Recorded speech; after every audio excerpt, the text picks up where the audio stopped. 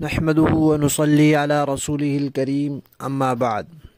ترجمے والے قرآن پاک کا صفحہ نمبر 887، 24واں پارہ، سورہ مؤمن، 8واں رکوع، آیت نمبر 77 اور 78۔ اعوذ باللہ من الشیطان الرجیم، بسم اللہ الرحمن الرحیم۔ فاصبر إن وعد الله حق فإما نرينك بعض الذي نعدهم أو نتوفينك فإلينا يرجعون ولقد أرسلنا رسلا من قبلك منهم من قصصنا عليك ومنهم من لم نقصص عليك وما كان لرسول أن يأتي بآية إلا بإذن الله فإذا جاء أمر الله قضي بالحق وخسر هنالك المبطلون۔ صدق اللہ العظیم۔ پچھلی آیات میں اس بات کا تذکرہ آیا کہ کفار کو سزا ملے گی، عذاب کا شکار ہوں گے۔ قرآن پاک میں جگہ جگہ اس بات کا تذکرہ آتا ہے کہ مشرکین کو سزا ملے گی، عذاب آئے گا دنیا میں، آخرت میں، اور یہ اللہ کا وعدہ ہے اور یہ وعدہ ضرور پورا ہو کر رہے گا۔ موت سے پہلے تک ہر کسی کے پاس مہلت ہے، جو مہلت سے فائدہ اٹھا لے وہ تو بچ جائے گا، ورنہ ضرور پکڑا جائے گا۔ اب اللہ تعالیٰ نبی پاک صلی اللہ علیہ وسلم کو تسلی دے رہے ہیں کہ یہ لوگ جو آپ کو تنگ کرتے ہیں، پریشان کرتے ہیں، آپ کی ذات پر حملے کرتے ہیں، جملے کستے ہیں، کبھی نعوذ باللہ دیوانہ کہتے ہیں، کبھی جادوگر کہتے ہیں، کبھی بڑا جھوٹا کہتے ہیں، اور کبھی کہتے ہیں کہ یہ خود گھڑتا ہے قرآن، کبھی کہتے ہیں کسی سے سنتا ہے، اس طرح کی باتیں کر کے آپ کو ایذا پہنچاتے ہیں، اور پھر جو آپ کا دین ہے، آپ کی دعوت ہے، اس کی مخالفت کرتے ہیں، اس کو غلط کہتے ہیں، تو یہ باتیں ظاہر بات ہے بہت تکلیف کا باعث ہیں، لیکن آپ ان پر صبر کریں جب تک اللہ تعالیٰ کی طرف سے جہاد کا حکم نہیں آ جاتا، تب تک صبر کرنا ہے۔ اور جہاد کا حکم آئے گا بھی تو وہ اس لیے نہیں کہ مسلمان ان لوگوں سے بدلہ لیں جنہوں نے ان پر کوئی زیادتیاں کی، نہیں، جہاد تو راستے کی رکاوٹ ہٹانے کا نام ہے۔ آپ صبر کریں، اللہ ان کو پکڑے گا۔ ہو سکتا ہے اللہ تعالیٰ آپ کی زندگی میں ہی ان کو کوئی سزا دے دے، جیسے بدر میں اللہ تعالیٰ نے مسلمانوں کے ہاتھوں دی، اور اگر نہ بھی آپ کی زندگی میں کوئی سزا ان کو ملی تو بالآخر انہوں نے لوٹ کر ہمارے پاس تو آنا ہی آنا ہے، یہ کہیں جا نہیں سکتے، ہماری پکڑ سے بچ نہیں سکتے، پھر ہم ان کو ضرور سزا دیں گے۔ لہذا یہ تو بات پکی ہے کہ اللہ کا وعدہ سچا ہے اور ان کو سزا مل کر رہے گی۔ آپ نے اور مسلمانوں نے صبر سے کام لینا ہے۔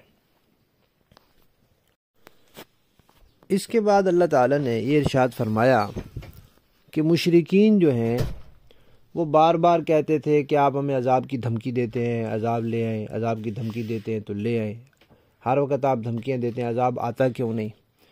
اور کبھی کہتے تھے یہ نشانی دکھائیں، وہ نشانی دکھائیں، ایمان لاتے نہیں تھے اور نشانیاں دیکھتے تھے، جیسے کوئی کسی مداری کو کہتا ہے بھی کرتب دکھاتے رہو اور اس کے بعد گھر چلا جاتا ہے۔ تو اللہ تعالیٰ نے فرمایا کہ آپ ان کو بتا دیں کہ عذاب بھی اللہ کے اختیار میں ہے اور معجزہ اور نشانی بھی اللہ کے اختیار میں ہے۔ جب جو معجزہ اور نشانی اللہ چاہتے ہیں نبی کے ہاتھ پر دکھا دیتے ہیں، اور جب اللہ چاہتے ہیں جو صورت عذاب کی چاہتے ہیں وہ صورت آ جاتی ہے اور عذاب ان پر مسلط ہو جاتا ہے۔ نبی اپنے اختیار سے نہ عذاب لا سکتا ہے نہ کوئی نشانی دکھا سکتا ہے، لہذا میرے ساتھ مجھ سے یہ مطالبے نہ کرو۔ اور اللہ تعالیٰ نے یہ بھی فرمایا کہ بھئی آپ سے پہلے بہت سے رسول آئے. روایات میں آتا ہے کہ 1,24,000 تقریباً کم و بیش انبیاء ہیں، جن میں سے 25 کے نام قرآن پاک میں مذکور ہیں، صرف 25 کے. اب جن کے نام آ گئے ان کو نام بنام ایمان لانا فرض ہے، اور جن کے نام نہیں آئے ان پر اجمالی طور پر ایمان لانا فرض ہے کہ اللہ تعالیٰ نے جس ہستی کو نبی بنایا ہے، رسول بنایا ہے، ہمارا ان کی نبوت و رسالت پر ایمان ہے. جس کو اللہ تعالیٰ نے فرشتہ بنایا ہے اس کے فرشتہ ہونے پر ہمارا ایمان ہے، چاہے ہمیں نام آتے ہیں یا نہیں آتے. قرآن پاک میں تو صرف 6 فرشتوں کے نام ہیں. تو اللہ تعالیٰ نے فرمایا کہ ہم نے بہت سے رسول بھیجے ہیں، بہت سے. کچھ ایسے ہیں جن کے احوال ہم نے آپ کے سامنے بیان کیے ہیں، اور کچھ ایسے ہیں جن کے قصے ہم نے آپ کے سامنے بیان نہیں کیے. اور باقی رہے اللہ کے رسول، وہ جب تک اللہ کا حکم نہ ہو وہ کوئی نشانی نہیں دکھلا سکتے. لیکن یہ جو مشرکین ہیں ان کے لیے 2 ٹوک بات کیا ہے؟ فرمایا ان کے لیے بات یہی ہے کہ جب اللہ کا حکم آ جاتا ہے، جب عذاب آ جاتا ہے، جب موت آ جاتی ہے، جب اللہ کا بھیجا ہوا امر آ جاتا ہے، تو پھر اللہ تعالیٰ کی طرف سے ٹھیک فیصلہ کر دیا جاتا ہے. اور ایسے وقت میں پھر نبی اور اس کے ماننے والے کامیاب ہو جاتے ہیں، اور جو باطل لوگ ہوتے ہیں، نہ ماننے والے، منکر اور دشمنی کرنے والے اور مخالف، ان کے ہاتھ میں سوائے نقصان کے اور خسارے کے کچھ بھی نہیں رہتا. ان آیات میں ایک تو یہ معلوم ہوا کہ اللہ تعالیٰ نے نبی پاک صلی اللہ علیہ وسلم کو بعض انبیاء کے حالات سے آگاہ کیا اور بعض سے نہیں کیا. یعنی جس وقت یہ آیت نازل ہوئی تھی اس وقت تک اللہ تعالیٰ نے کچھ انبیاء کے حالات سے آگاہ کیا تھا اور کچھ کے حالات سے آگاہ نہیں کیا تھا. لہذا بعض لوگ جو غلط فہمی کی وجہ سے یہ سمجھتے ہیں کہ نبی ہر بات سے واقف تھے، ہر چیز جانتے تھے، ان کی یہ بات غلط ہے، قرآن کی روشنی میں غلط ہے. پہلی بات تو یہ ہے کہ نبی کو جب تک اللہ تعالیٰ نہ کسی چیز کا علم دلائیں کیسے آئے گا؟ اور اللہ تعالیٰ یہ فرما رہے ہیں کہ ہم نے سب نبیوں کے حالات آپ کو بتائے ہی نہیں، تو پھر لا محالہ نبی پاک صلی اللہ علیہ وسلم کو اس آیت کے نازل ہونے تک کچھ انبیاء کے حالات معلوم تھے اور کچھ کے نہیں معلوم تھے. اور باقاعدہ روایات میں آتا ہے کہ تبع اور ذوالقرنین یہ 2 نام قرآن پاک میں آئے ہیں، اور نبی پاک صلی اللہ علیہ وسلم فرماتے ہیں کہ میں نہیں جانتا کہ تبع نبی تھے یا نہیں تھے، اور میں نہیں جانتا کہ ذوالقرنین نبی تھے یا نہیں تھے. تو اتنی واضح بات ارشاد فرمائی کہ میں نہیں جانتا. اس کے باوجود عام لوگوں نے یہ عقائد اپنا رکھے ہیں کہ نبی ہر بات جانتے ہیں. یہ قرآن کے خلاف ہے اور نبی پاک صلی اللہ علیہ وسلم کے اپنے فرمان کے خلاف ہے. اسی طرح بعض لوگوں نے اس کو بھی رسول کی عظمت کا حصہ سمجھ رکھا ہے کہ ہم یہ کہیں کہ رسول کو ہر چیز کا اختیار تھا، جو وہ چاہتے تھے کر سکتے تھے. قرآن پاک نے اس کی بھی تردید کی ہے کہ بھئی اللہ کے بندو، جو چیز ہم سوچ لیں، جس کو ہم ان کی شان اور عظمت سمجھیں، وہ نہیں ان کی عظمت ہوتی. عظمت وہ ہے جو اللہ نے بتائی ہے، جو اللہ نے ان کو عطا کی ہے.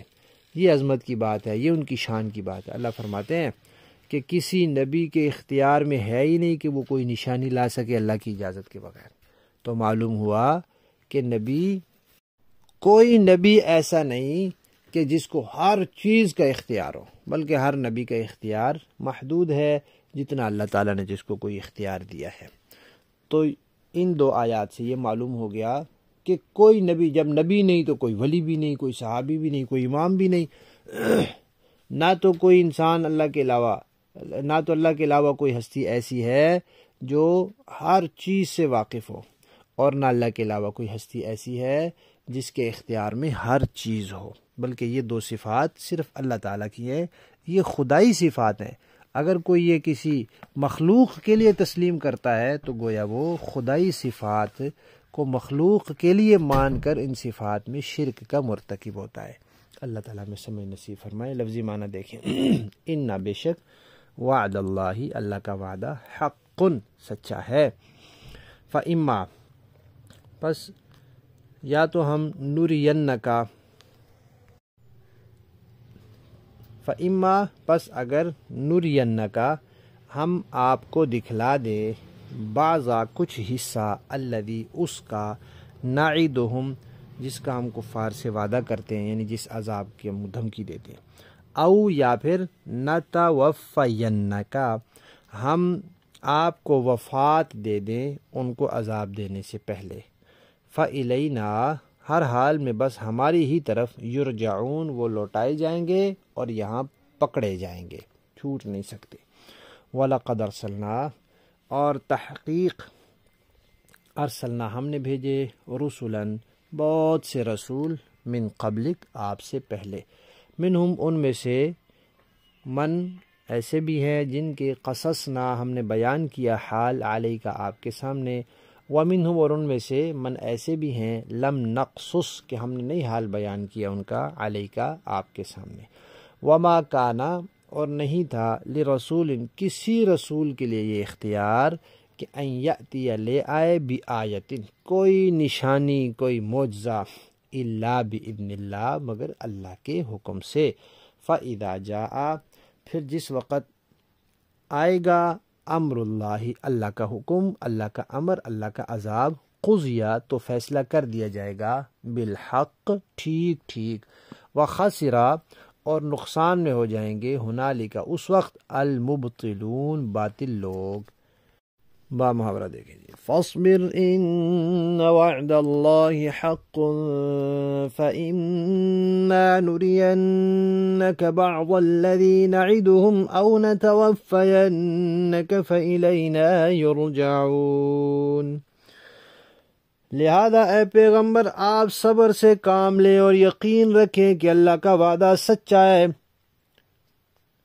اب ہم ان کافروں کو جس عذاب سے ڈرا رہے ہیں چاہے اس کا کچھ حصہ ہم آپ کو بھی آپ کی زندگی میں دکھلا دیں یا آپ کو دنیا سے اٹھا لیں، بہر صورت ان کافروں کو ہمارے پاس ہی واپس لایا جائے گا۔